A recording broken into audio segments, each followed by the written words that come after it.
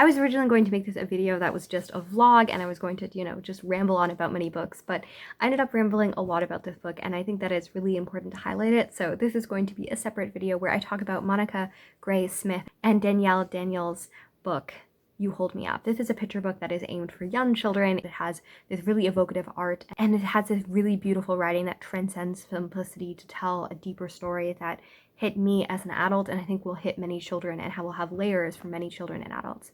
I also talk about picture books and, you know, how I've often felt like this isn't really an aspect of reading, that I shouldn't count it as reading as an adult, that it's not valid, and kind of exploring that. This is a beautiful, beautiful novel. I love that we have characters represented that are not light-skinned, that are not white passing, that we have characters that are so clearly Native. I think that that's so important. Indigenous novels and writing and all of that has been so marginalized through the years, especially for children.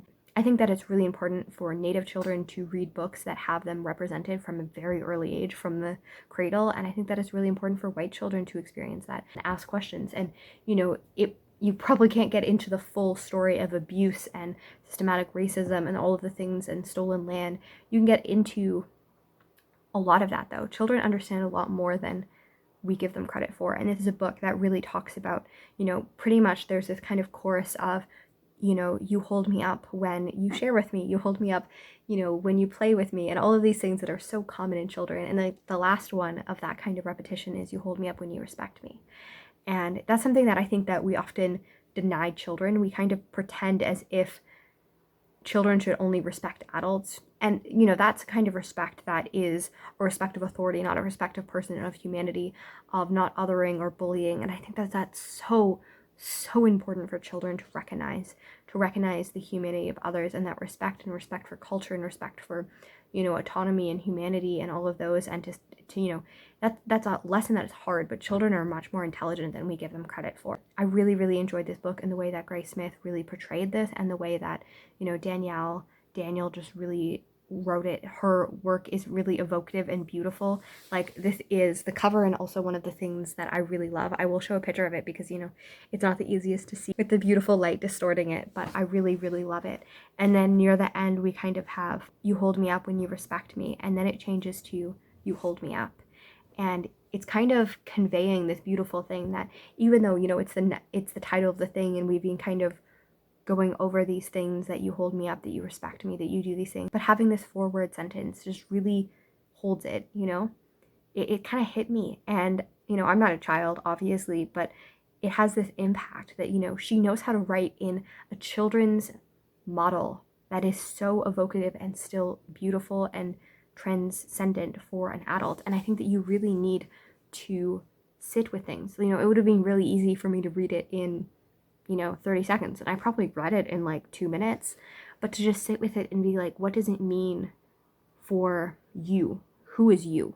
First of all, is that me as a white person, someone else as, you know, another minority, another person of color? Is it a person that is Native, you know, holding each other up? And the next clause after that is I hold you up. And it has this beautiful representation that I want every child and every adult and, you know, everyone in between to just recognize that, like, you know, you hold me up, I hold you up, that it's not transactional, that it's beautiful, and that we support each other, and that it's not like, you know, it's these fundamental things that are so fundamental to children and to children to understand, but it's something that we forget in adults. We forget when we look at cultures, when we say, you know, we shouldn't let immigrants in, that we shouldn't, you know, that we shouldn't support public funding, that we shouldn't try for reconciliation. Like, when we say I hold you up, like, that is something that a child understands that we need to teach children, but that we as society struggle so deeply with. And then we hold each other up.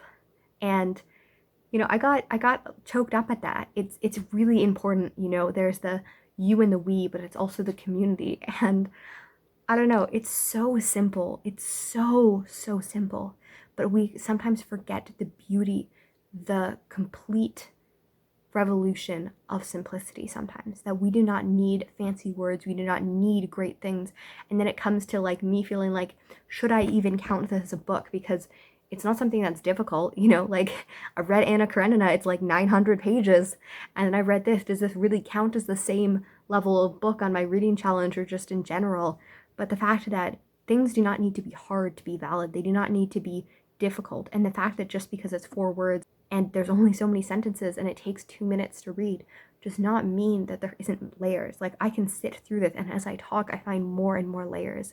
And I really, just really love this. And this is my case for picture books. This is my case for children's books.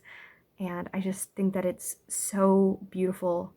And yeah, I really recommend reading this. It will not take you very long. And if you're Canadian especially, as this is like one of the best-selling books, I believe, in Canada, you will probably definitely be able to find it at your library. And if not, I really recommend it. Give it to a child. Give it to someone. I think representation in children's media, having characters that are able to look native, is so important.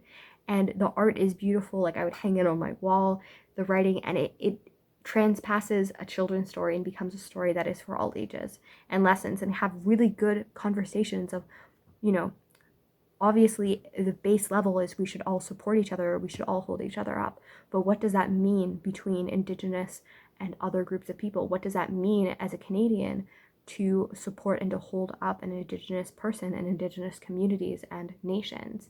And I think that that's a question that, we still can't deal well with. We just had an election. Trust me, we talk about these things a lot, and yet we talk a lot about them and don't do them. So, but opening these questions up and not pretending like children can't understand it, I think is so important. Anyways, these are my thoughts on You Hold Me Up by Monica Gray Smith and art by Danielle Daniel.